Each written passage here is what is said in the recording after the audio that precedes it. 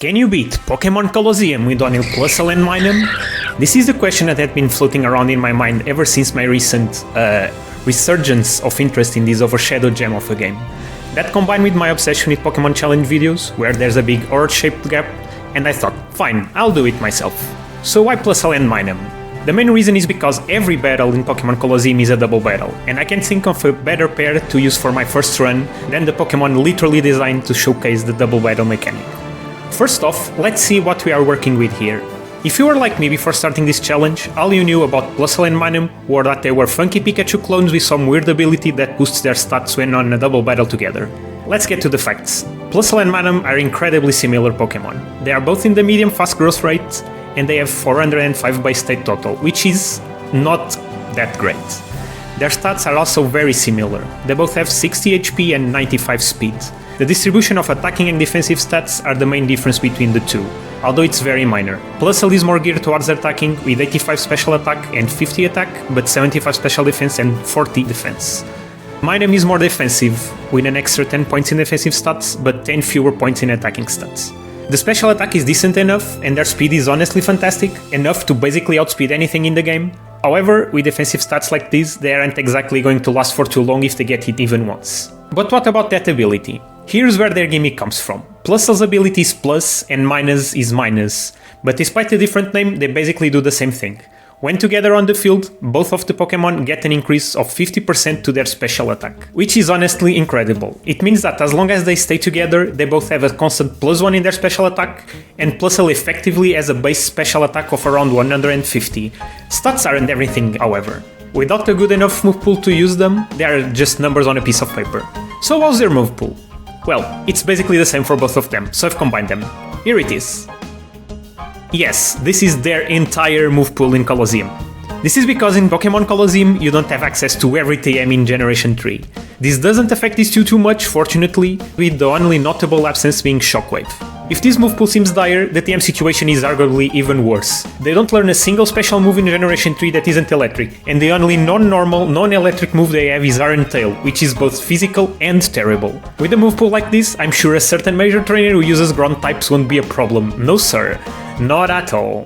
So, we can't hit ground types at all with our best stats, so will we have to somehow use quick attack for every ground type until we get Return or Iron Tail? Considering most rock types are paired with ground, this would be nearly impossible, no? Well, not exactly.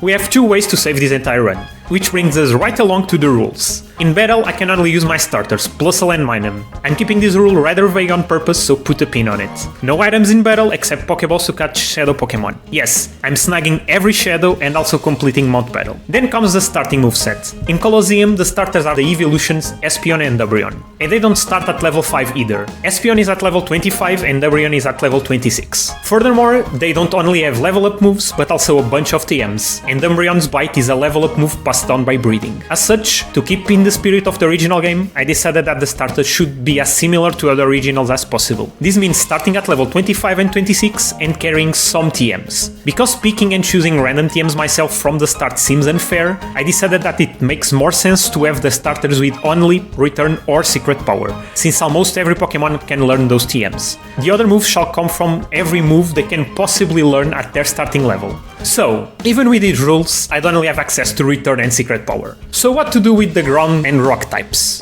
Well, here's where one tiny move will save this entire run. Hidden Power. Using an external program, I can change my IVs to whatever I want. So I can pick and choose which Hidden Power type they have at the start of the game, and later obtain the TM. Seems simple, right?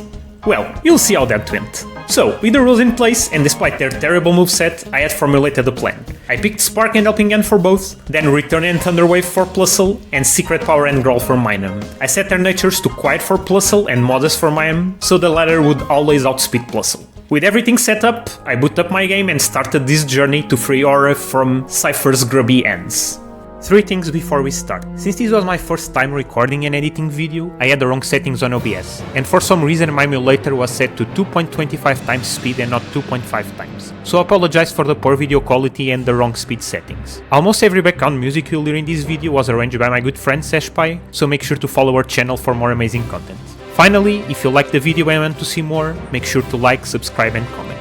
With that all out of the way, let's get started.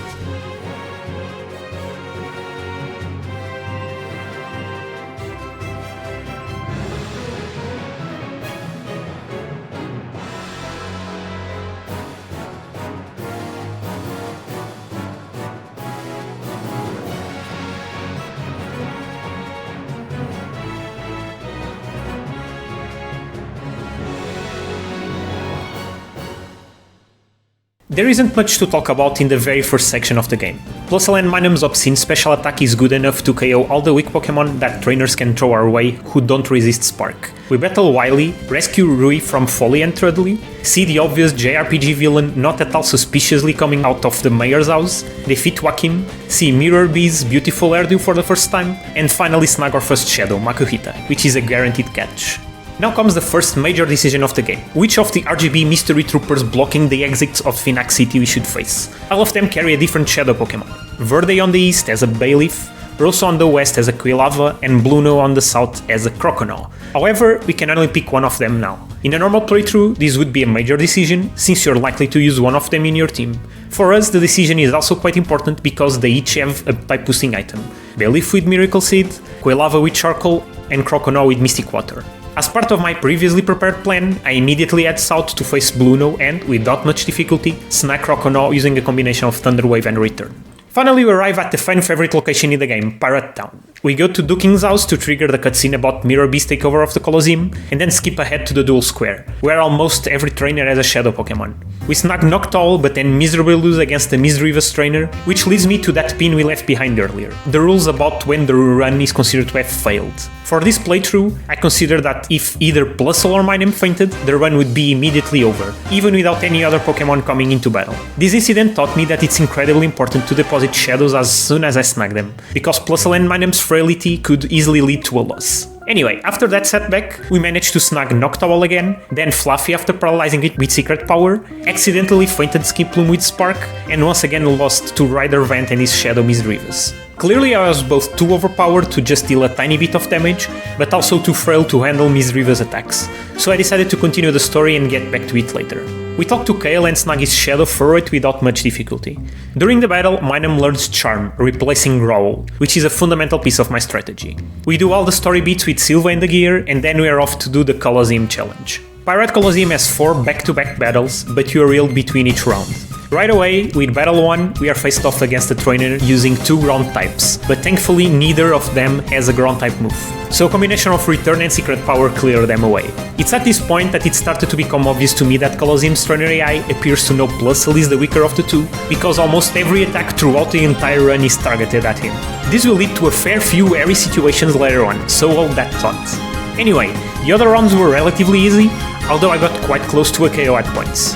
These two are just so frail that if we can't KO enemies in one shot, we are at risk of being KO'd right after. After the Colosseum, we grab our prize, TM6 Toxic, and proceed with the story. Cypherpeon Nor grabs us at the bridge to give us a shadow Pokemon, but when he finds out we are an enemy, we get to battle. I quickly snag his Yanma, but I forgot Nincada was a ground type, and its dig leaves Minun with only 1 HP, but thankfully we quickly dispatch it with Plusle's Return. After some more conversation with Dakim, we proceed up the gauntlet at his Pyrite building, a string of 8 trainers without a single shadow in sight. The first trainer was quickly dispatched due to him having flank types, but then we come across our first wall of the entire playthrough, the true final boss of Pokemon Colosseum, Bandana Guy Gitz. See, Bandana Guy Gitz has a Larvitar, and Larvitar is a rock ground type, meaning that we can't hit it using our strongest stat and our returns do pathetic damage, appearing to be a 5-hit KO at best. Furthermore, he also has a Barboach, which is immune to electric type moves as well. We lost to this guy over and over and over again. I was so desperate that I went back and faced the Misdreavus trainer again, finally snagging the damn ghost.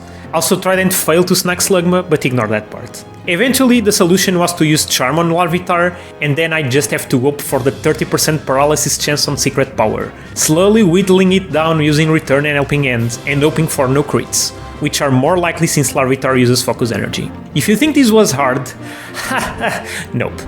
This was just a prelude for what's going to happen later. Because surely there are no other rock ground types around, right? Right? Anyway, after final boss Gitz was dispatched, the rest of Pyrite building was relatively easy, despite the occasional ground type coming our way. On top of the building, we have to face Wreath and Firma, a back-to-back pair of battles where we have to snag both their shadows, otherwise they'll be incredibly difficult to get later in the game. Wreath's Remoraid is easy enough to snag using Thunder Wave, but Mantine's Bubble Beam eats like a truck, and its catch rate is also surprisingly low. Since it's double weak to electric, we can't use Spark on it, and our physical moves do quite a bit of damage. After a couple of attempts, running all the way back up the building each time, we managed to snag it from full health, and off to Pirate Cave we went. We quickly snag the Shadow Quillfish by the entrance and then do the critical pass through the cave, snagging Dunsparce, Meditite and Swablu, ignoring the optional trainers and vitamins that are out of the way. After saving, it's time for our first boss of the game, the iconic Mirror Bee.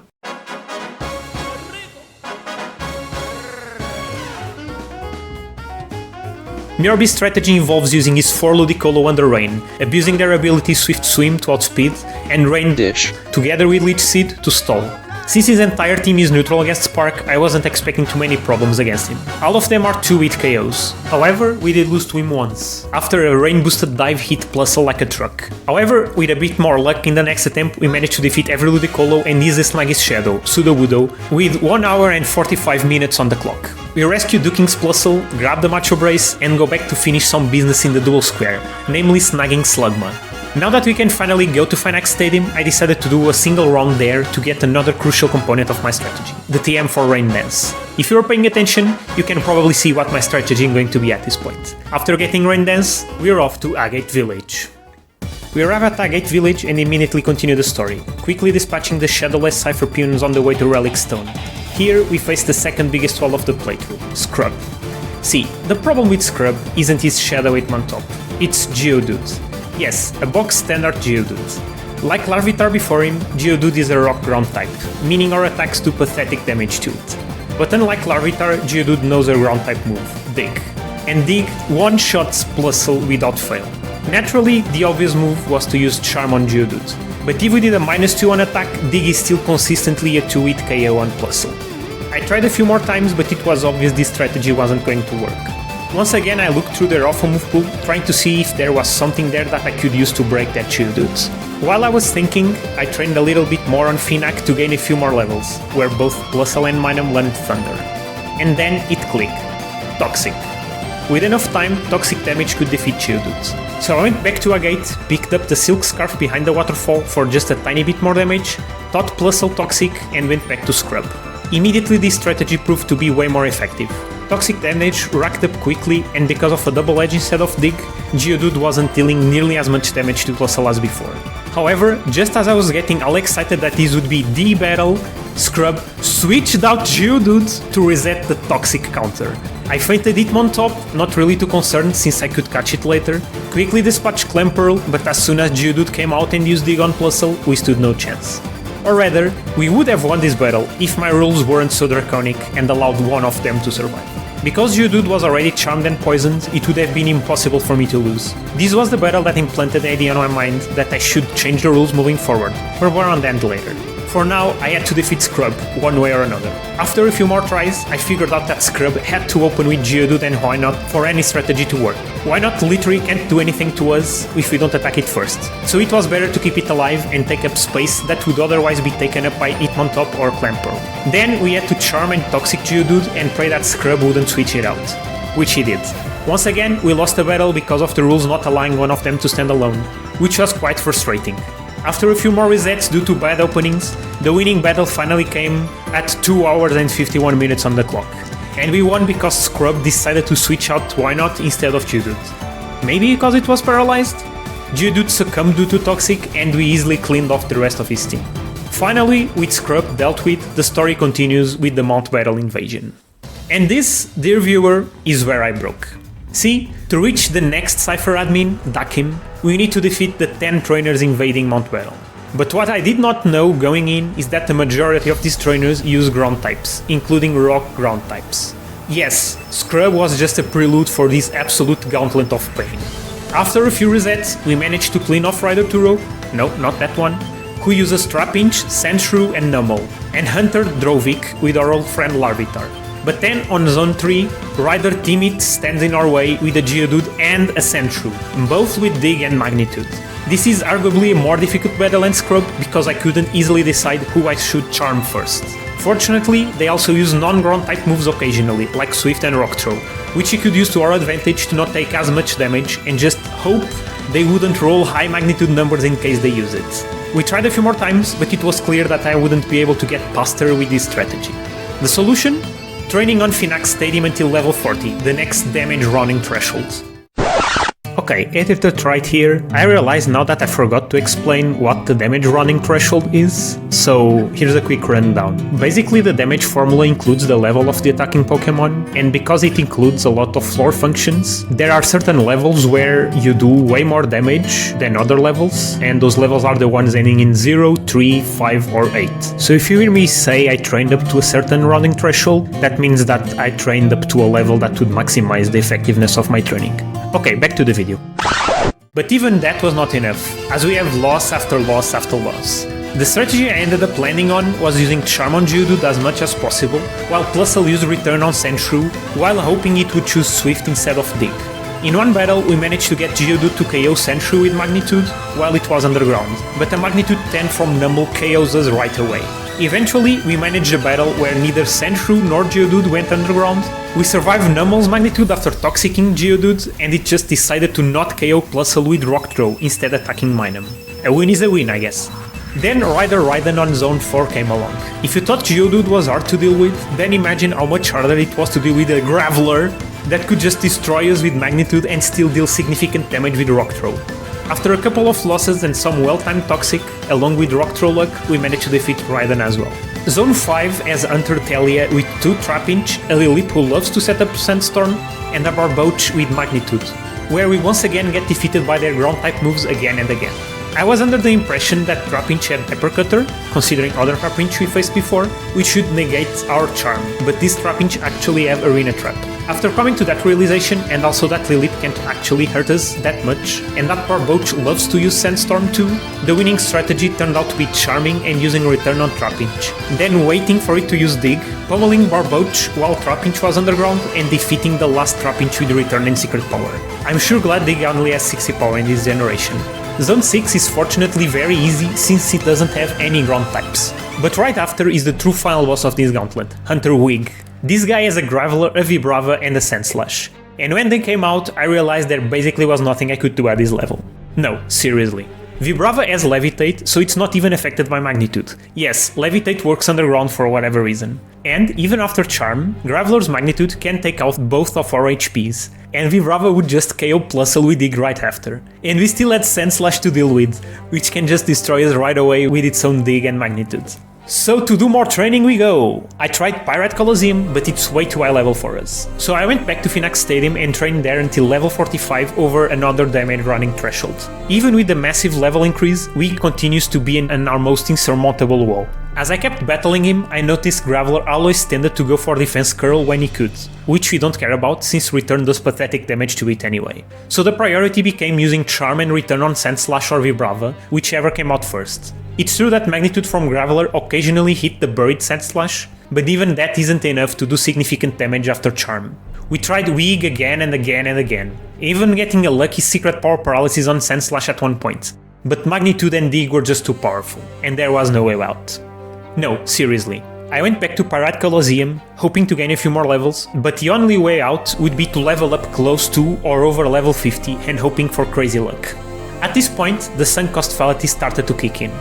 With 5 hours and 48 minutes on the clock, I had spent a good chunk of time with these 2 sewer rats already, so I wanted to keep going.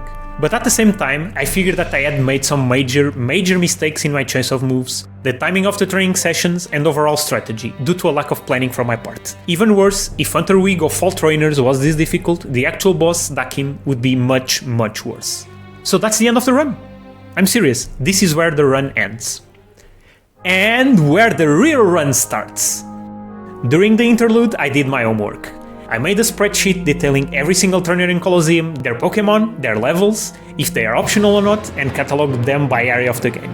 This way I could calculate exactly how much experience we'd need per area and how much extra training we'd need to reach a certain level before each major battle. Along with that, I did some research into how to defeat Dakim with my pathetic move pool. Right away, I knew I'd have to keep Growl on Plusle to reduce the damage taken from ground types even more. See, in double battles, Growl is actually quite a good move because it affects both opponents, not just one. But that wasn't the only change. After a great suggestion from someone on Scott's Discord server, shout out to him, I kept one other move on Minun's starting moveset, Encore. And with a brand new strategy against Dakim and my spirits reinvigorated, this is how my second run went.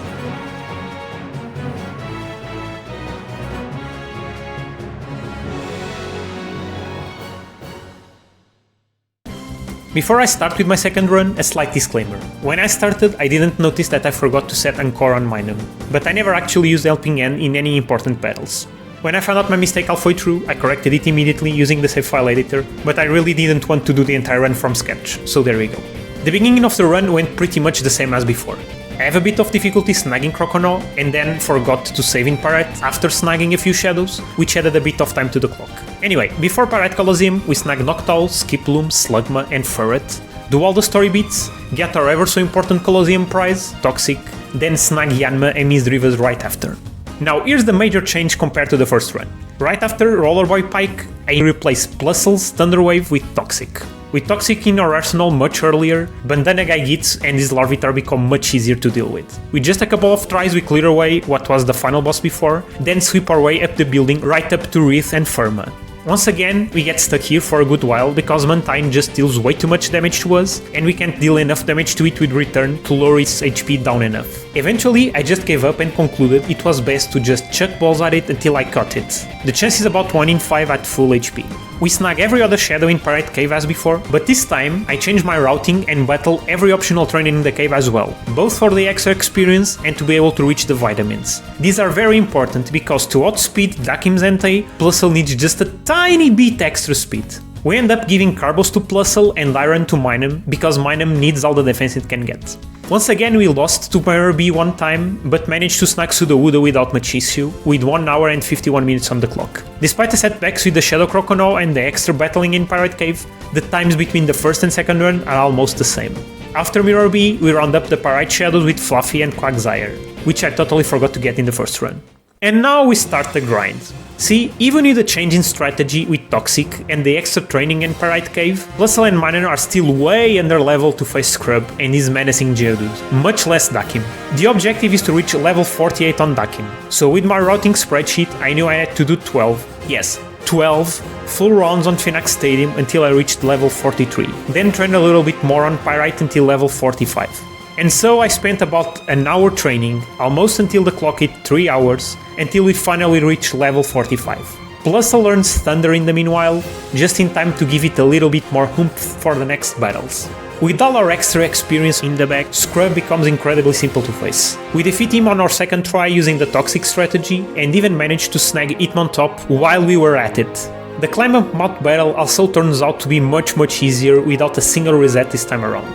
Our previous wall, Hunter Wig, suddenly becomes attainable. With Encore, we can get Groveler stuck using Defense Curl, so he can ignore it and focus on his other Pokemon. On the winning battle, Wig switches out Sandslash for some reason, but the incoming Vibrava gets destroyed by a well-timed Secret Power and Return.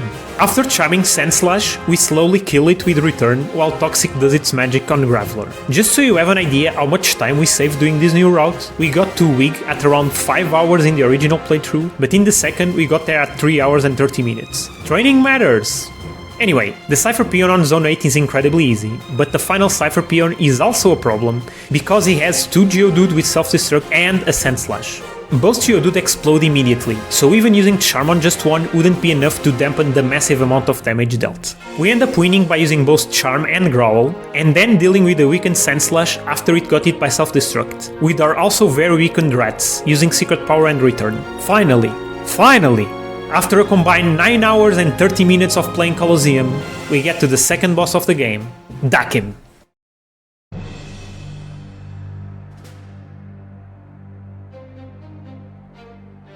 The strategy for Dakim is a bit complex, so let me explain while we watch the footage of the winning battle. Dakim uses Protect Earthquake strats, so his AI will always try to use Protect with Golem, or Camerupt if it comes first, on turn 1, while Metang uses Earthquake. Metang, however, has Clear Body, so we can't lower its attack with Charm. Instead, a Spark from Minun is more than enough to knock it out, while Plusle's Return will significantly bruise whoever comes next. In this case, Marshtomp, since none of them resist Return. Now is the start of the strategy with Encore. On turn 2, Dakim will always try to attack with both of his Pokemon, so we can use Encore on Golem to keep it using Protect for a while. You might be thinking that this is a bad idea, since you can't damage or toxic it now, but actually it frees up both Plusle and Minun to attack whoever is in the other slot. We quickly dispatch Marsh Stomp with Return, and now that Golem is busy protecting itself, we can dedicate our efforts into defeating the rest of his team. And here is where the elegance of the 𝗠𝘂𝗀𝗶𝗀𝗀 strategy comes in. Usually, Dakim protects on odd numbered turns with one of his Pokemon. With the Pokemon he uses Protect on being random, and attacks with both of them on even numbered turns. However, because we are forcing his Golem to use Protect, his AI gets messed up, and we know for sure which Pokemon will attack. So now we have 𝗠𝘂𝗀𝗶𝗀𝗀𝗀 on the field, but Return plus Secret Power won't KO it, so we'll resort to using Charm with Minun. The inevitable Earthquake takes about half our HP away, but that's totally fine. Here I made a minor mistake, where I forgot the game actually tells you if a Pokemon has ended in Tsunkora or not. So I ended up using Charm on Golem, wasting a turn. It ends up being irrelevant because we finish off 𝗠𝘂𝗀𝗶𝗀𝗀𝗀 with Plusle. And finally, we get to see the big baddie himself, the Shadow Entei. Spoiler alert, I had no intention of snagging Entei here, as this battle was already difficult and confusing enough. Golem's Encore has by now ended, so we just use Encore again! Due to my precise speed calculations, Plusle outspeeds Entei, and with a lucky Thunder we immediately KO it. And now we basically have won! We use Toxic, Encore and Charm to render Golem absolutely useless, and slowly wither it away using Toxic. Encore ended, and Golem still managed one last Defiant attack with an Earthquake that KOs Plusle. But Minun, with its larger bulk, manages to survive. Finally, after 3 hours and 53 minutes, the obstacle I was dreading even before I started this run was defeated, using a rather unorthodox strategy. But if it works, right? After Dakim, we make our way back to our gate, where we use our newly obtained Time Flute to purify a shadow, make a trip to the Mystery Lab, grab the elevator key from Wreath, and finally make our way down to the Land of Dreams, the Under. And the reason why this is the Land of Dreams is because, in this Pokemart right here, we can get arguably the most important TM for Colosseum runs, Hidden Power. And especially for Plusle and Minun, Hidden Power completely changes their playstyle, because now you can finally have access to good coverage moves. Now it's finally time to reveal my grand plan for this run, but it should be very obvious what I was planning on doing. Rain Dance strats. Minun will work as a support, using Hidden Power Ice, Rain Dance, Charm and Encore, while Plusle will be our main attacker, dishing out Thunders, Rain Boosted Hidden Power Water for coverage, Growl in case you need to lure someone's attack even more, and Toxic to deal a status to Shadow to make them easier to snag. This is precisely why I had Minun outspeed Plusle, so he can set up Rain Dance first, and Plusle can then use Thunder without being afraid of missing.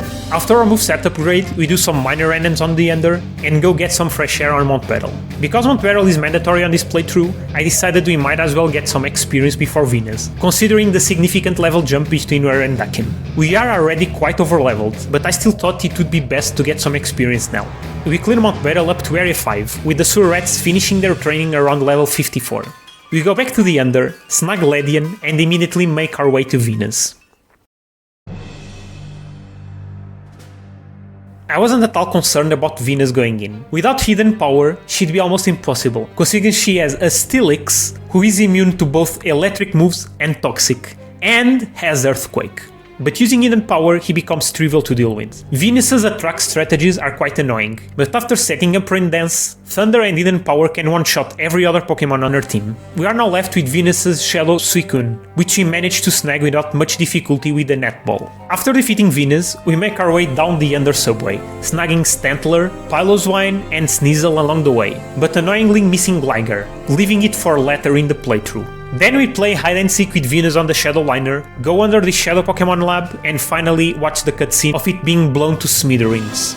Now it's finally time to invade the lab. We don't face any difficulties here either. We avoid all the research to the electric types since the matchup isn't that good, and easily snag Aipom, Murkrow, Fortress, Ariados, Granbull and Vibrava. We have our fated rematch against Scrub, who easily gets scrubbed out of the face of the earth, and then it's time for the 4th Cypher admin, Ein.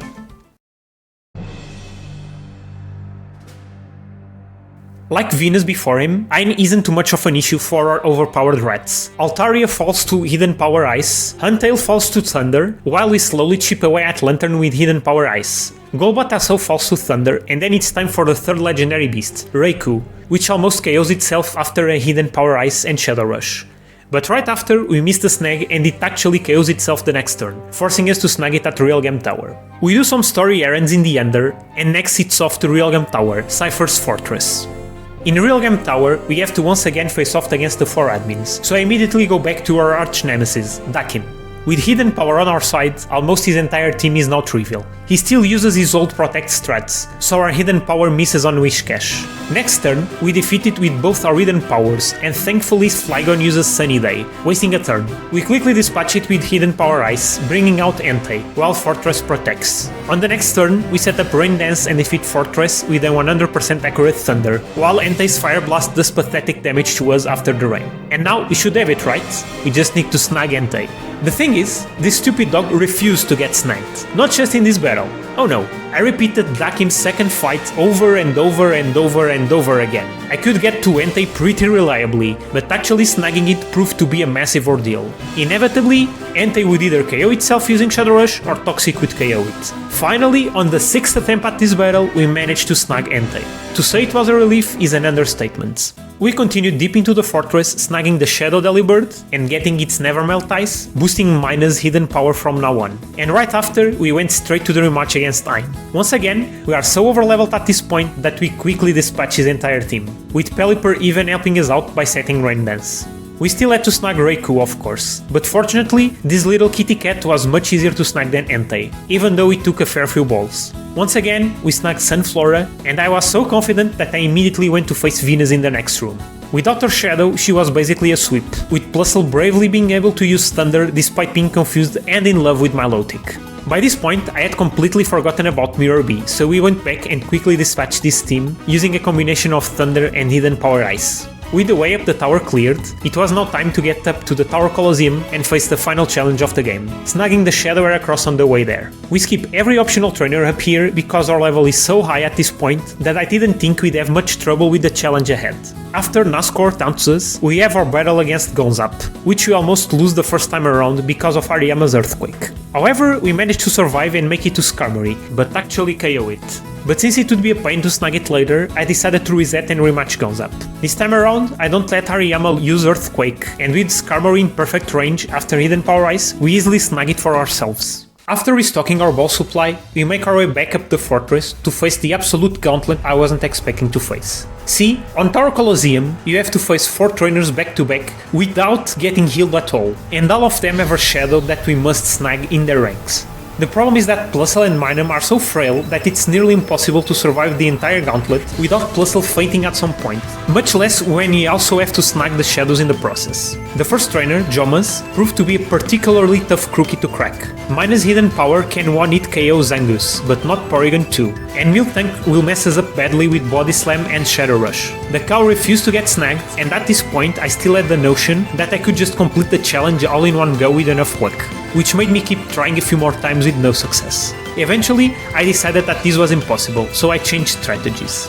After Miltank KOs itself with Shadow Rush, I decided to just continue the gauntlet and snag as many shadows as I could along the way. Absol also faints due to poison, but thankfully we managed to snag the third shadow, Houndoom, on the first try. By the fourth battle, however, Plusle was already too bruised, and he faints due to more ship damage from both Cradily and Tropius. In here, I decided to do a call stall, so I could keep our snagged Houndoom. And that was basically the strat moving forward. Get to a fight, try to snag a shadow, then inevitably faint due to the accumulating damage. Fortunately, on the next attempt, we managed to snag Miltank, but Dylan Sharpedo's Earthquake destroys both Plusle and his own Absol, so we went to another reset. The next attempt we face a conundrum, because Jomas now has an Exploud, with Earthquake, that we cannot one-hit KO except with Thunder. We managed to clear the battle, but both Minun and Plusle were extremely messed up by this point. We did a few more attempts, but we kept getting messed up by Jomas Exploud and Porygon 2. We could either risk a Thunder on either of them, or a double hidden power to guarantee a KO. Exploud was the most dangerous one, since it has Earthquake, but Porygon 2 with Ice Beam deals a fair bit of damage as well, and even freezes Plusle at one point. Eventually, I decided the best option would be to hope for a Zangoose opening and risk a Thunder on Exploud or Porygon 2, then KO the third Pokemon with a double hidden power. Eventually, we managed to reach Dylan again, set up Rain Dance, and stall Absol with Charm and Toxic, eventually snagging it on the very last possible turn before it KO'd itself. 3 down, 1 to go. We get back to the Fire-type trainer, Nella, and Lizzie defeat her, but we still get quite messed up by a Thorkel, so we have no shot against Stun and his Tropius, so back to the lobby we go. Once again, Jomas messes us up enough that we reset a couple of times, but on the third try, we managed to clear Zangoose and Thunder Explode into oblivion, opening up the way to snagging another shadow. Nella manages to take quite a bit of our HP with Torkoal, so we arrive at the last battle quite weak already. Plusle eventually feints to 2 chip damage, so in a complete Hail Mary, we throw a ball at Tropius at almost full HP and actually manage to snag it. Of course, since Plusle was already down by this point, Tropius has to immediately come into battle, so he just calls stalled until both Minun and Tropius fainted. After 45 minutes of this, at 7 hours and 31 minutes on the clock, we finally snag all shadows in the Tower Colosseum's gauntlet, so it was finally time to face the final 2 battles of the game. Without any shadows in the way, getting over Tower Colosseum is quite easy. After a few rare candies to get Plusle to level 65, and a few resets for some Joma's luck, we make our way to Cypher's big baddie JRPG villain, Nazgûr.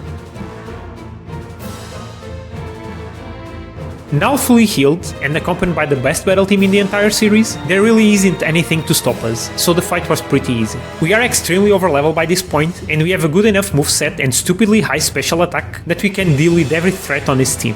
Furthermore, Nazgûr just loves to use X items, which basically gives us a free turn to set up Rain Dance. We easily KO Blaziken, Xatu, Gardevoir and Warrain. Once again, I forgot Metagross has Clear Body, so Minun wastes a turn using Charm on it. Meanwhile, Plusle KOs Dusclops with the Thunder as well. Plusle's Hidden Power Water gets Metagross HP just low enough, and Minun's Encore gets it stuck using Iron Defense until the hit Death of the Universe, making it easily snaggable after a couple of tries. After Nazgûr is defeated, the true final boss of the game reveals himself to be none other than the affable mayor of Finax City, Escant, or should I say, Evice.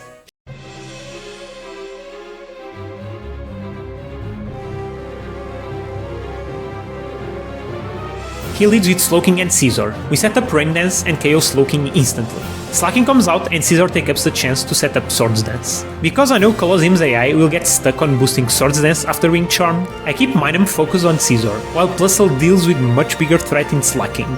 Salamence comes out to replace Slacking, and then Scizor button passes his non-existent boosts to the so-called ultimate shadow Pokémon, Tyranitar, who annoyingly sets up Sandstorm. Salamence, of course, gets absolutely wrecked by Hidden Power Ice, and the Master Ball Egan gives us quickly snags Tyranitar. All that's left are Scizor and Machamp. We reset up Rain Dance, quickly dispatch Machamp with Thunder, and, in a last gasp of defiance, Scizor uses Silver Wind to take away half of Plusle's HP. But it's too little too late, as Thunder gets rid of the Bug-type Pokémon. And that's it!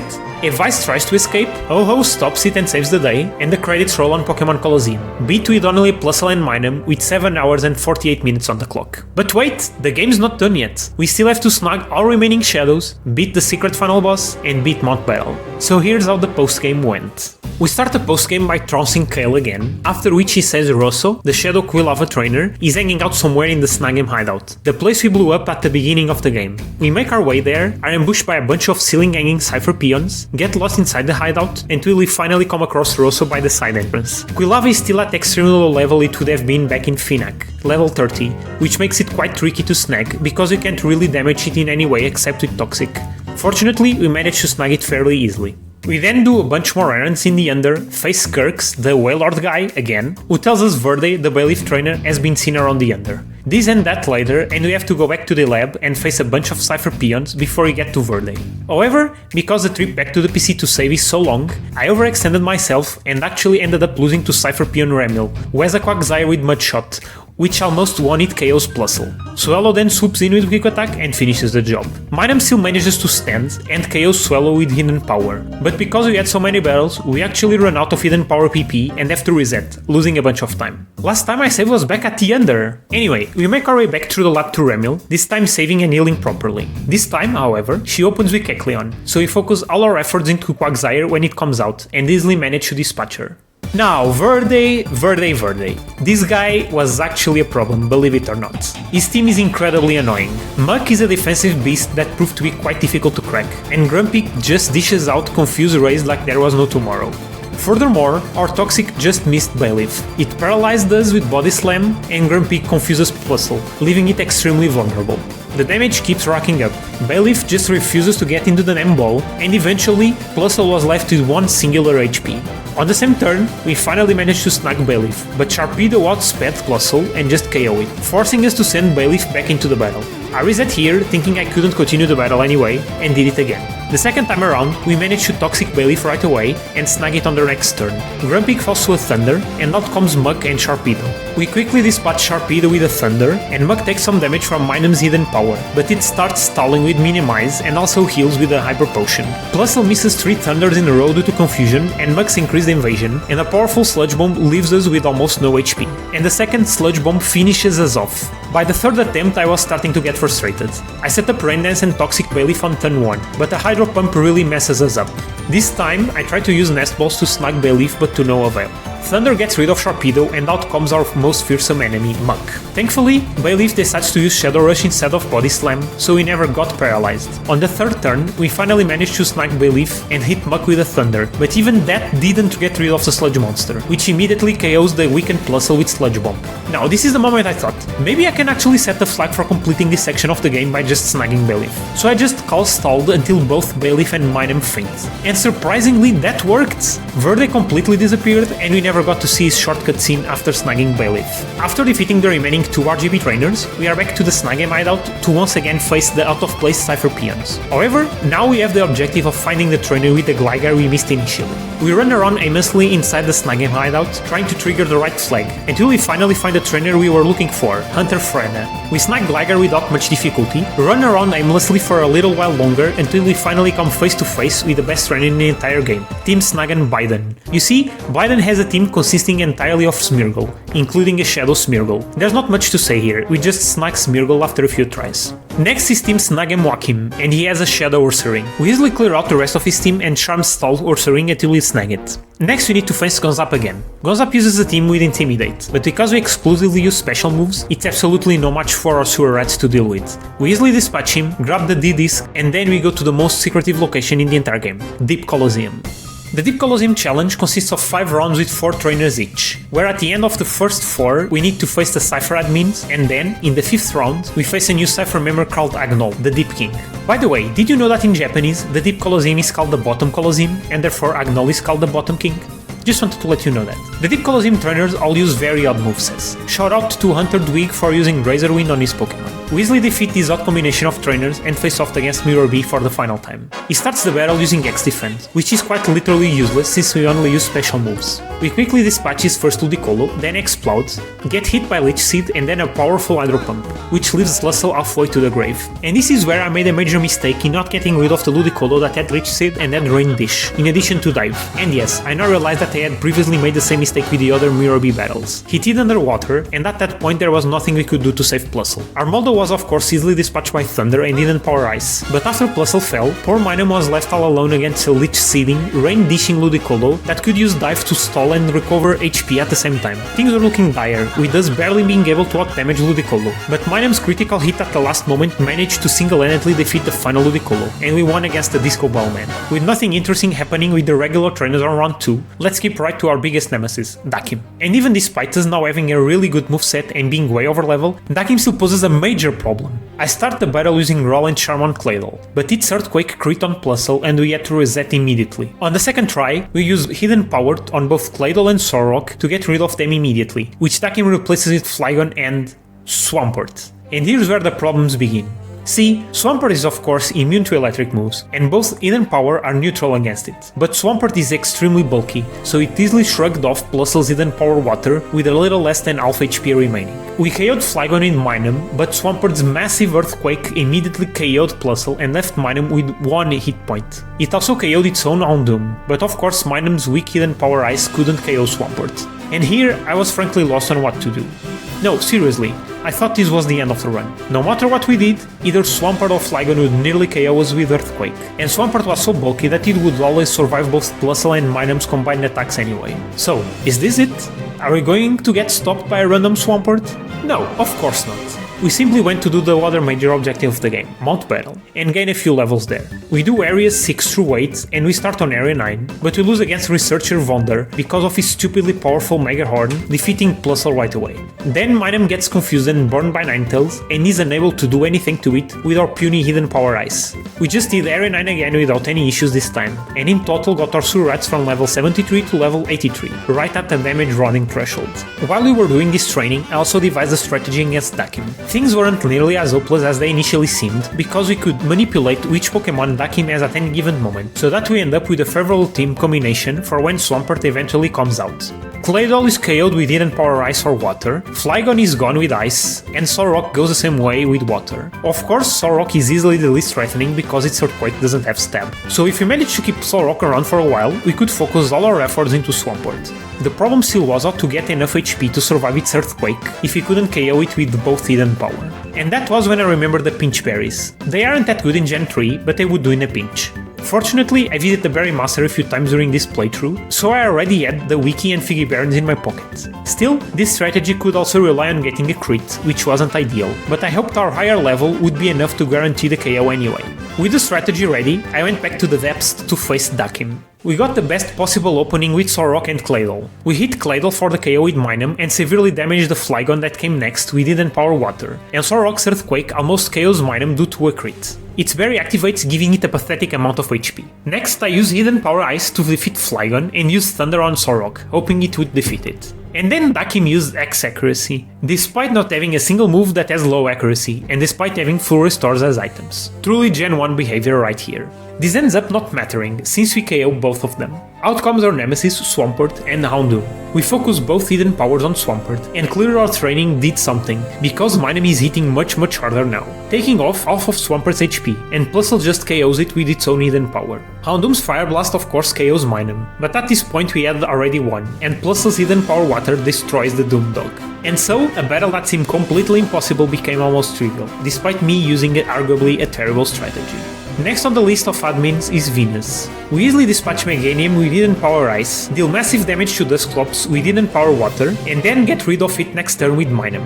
Out comes Blissey, which could be a problem because of its huge HP and special defense. Raichu paralyzes Plusle with Thunder Wave, which is possible in Gen 3, but next turn we get rid of it with Minun's Hidden Power. Milotic comes out to replace it. Blissey somehow moves before Plusle and uses Attract, which on top of confusion from Dusclops and paralysis, means we have no chance of moving.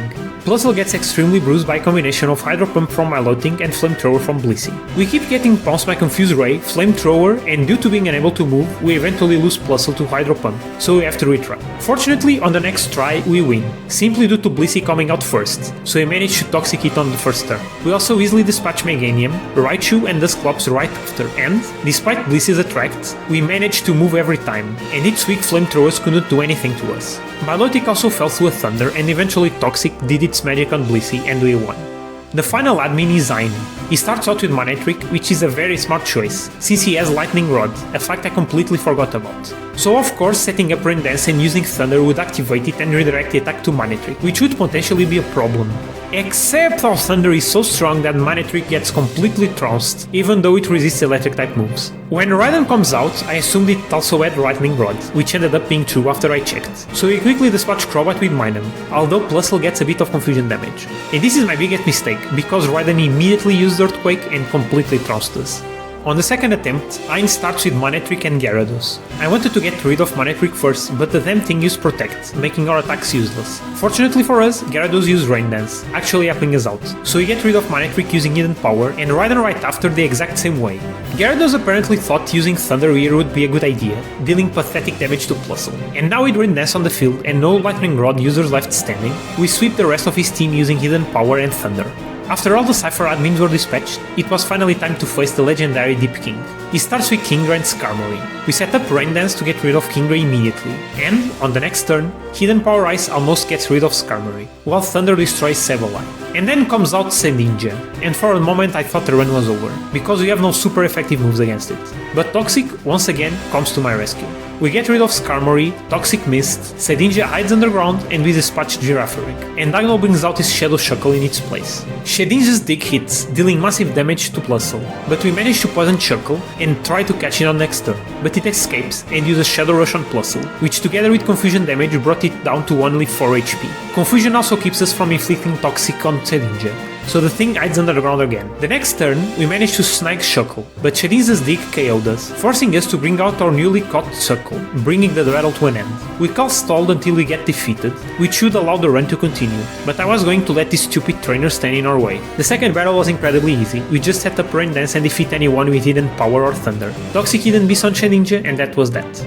With the Deep Colosseum done, we had snagged 47 out of the 48 shadows, so there's only one remaining. We start on the game's final quest right after leaving the Deep Colosseum. We run around like a bunch of endless chicken, following a male stalking about us apparently attacking people with a shadow 𝗂𝘂𝗀𝗃. After all that's done, we finally go and face ourselves, in the first area of the game, the Outskirts stand.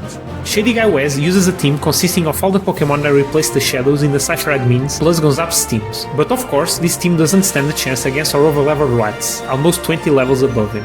He starts off with Armaldo and Houndoom. We set up our customary rain dance and start sweeping. Armaldo and Milotic fall to Thunder, Houndoom falls to Hidden Power Water, and Manectric almost falls to Hidden Power Ice. Since Manectric survives, it uses Thunder Wave on the weakened Plusle, but it wasn't any match to Minun. Fortunately, Gyarados Hydro Pump on Plusle misses, and we manage to dispatch it with Thunder despite the paralysis. The last shadow, 𝗂𝘂𝗃𝗃, comes out, but with Toxic on our side, we easily snag it after a few tries. With the last shadow snagged, there was just one task left standing in our way, Mount Battle's Area 10. We easily slip our way up to Zone 100, where Somek was waiting for us. Just before the battle, I use our last rare candy to boost Plusle and Minun's level up to 90. The very last battle of the playthrough was very anticlimactic. We are so overleveled at this point that our standard strategy just dealt with his entire team. We didn't even bother setting up Rain Dance at first. Hidden Power Ice defeated Claydol and Hidden Power Water dealt with Pinsir. We continued the same strategy for Crobat and Gligar, defeating them with Minun and Plusle respectively. Finally, Flygon fell to Minun and Gyarados to Plusle's Thunder. Without a single hit taken in the very last battle, and with 11 hours and 51 minutes on the clock, we managed to beat all of Pokemon Colosseum with just Plusle and Minun.